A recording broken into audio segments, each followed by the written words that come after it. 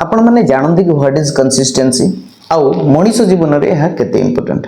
आपण माने बारंबार आरंभ सीना करूचंती किंतु शेष पर्यंत पहुंची पारु नाहंती ताहले असुविधा कोठी होउची असुविधा होउची आज्ञा कंसिस्टेंसी सफल लोक माने कोन करंती आ असफल लोक कोन करंती नै तार मध्ये उत्तर होउची आज्ञा कंसिस्टेंसी आज मु आपण मानकु 7टी उपाय डिस्कशन करबी जहा द्वारा आपण माने निजर कंसिस्टेंसी बढ़ाई पारिबे।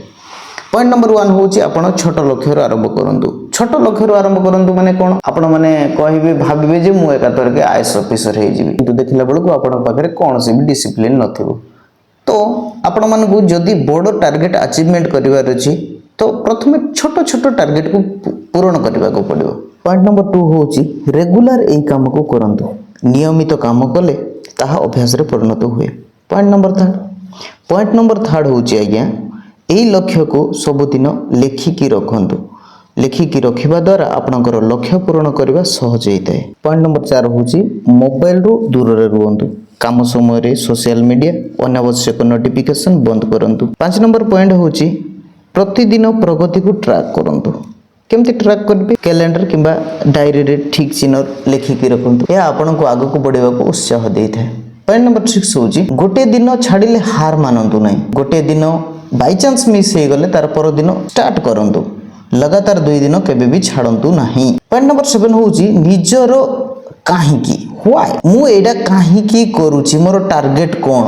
आज्ञा सब बेले टार्गेट सेट करंतु आ सेडा को मने रखंतु। पॉइंट नंबर 7 कहूची आपण काहीकी एई काम करूछंती मु काहीकी सकाळे उठुची मु काहीकी एक्सरसाइज करूची मोर टार्गेट कोन से जिंस को सब बेले मने पकंतु सेटा होची पॉइंट नंबर 7 आ एई जिंसटा बहुत इंपोर्टेंट आपण मानको पय काहे कि ना जीवन रे टार्गेट जते बेले बड़ हेई थाए कंसिस्टेंसी मध्ये शक्तिशाली हेई। कंसिस्टेंसी रो अर्थ परफेक्ट नो कंसिस्टेंसी रो अर्थ होची प्रतिदिन अल्प अल्प करी आगु को बढ़िबा से छोट पदक्षेप ही आपण को सफलता रे परिणत कर दो। एडी आपण माने भाबुथिबे हम पकरे तो टंका नाही आमे एई सब डिसिप्लिन केमती मेंटेन करबे कंसिस्टेंसी रे टंका पैसा इंपोर्टेंट न हो आया एटा होची जिद धरंतु आपण को सकाळे राती 3टा रे उठवा पई ठक लागुची आपण अलार्म लगैचंती आपण भाबु अलार्म टा चिपी देबे और सोई देबे सेडा रे आपण कंसिस्टेंसी मेंटेन करबा पई आपण रूल बाहर काम कले आपण को रूल बा मन विरोध रे काम करिवार अछि आपण को उठिबा को इच्छा नै जबरदस्ती उठिवार अछि सेडा होची आज्ञा कंसिस्टेंसी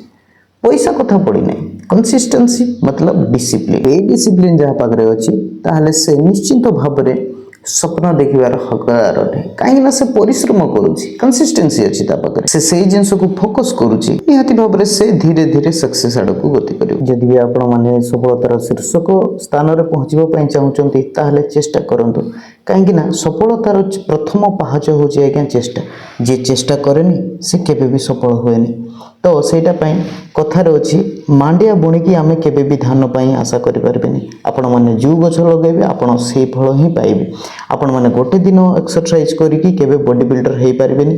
कि गोटे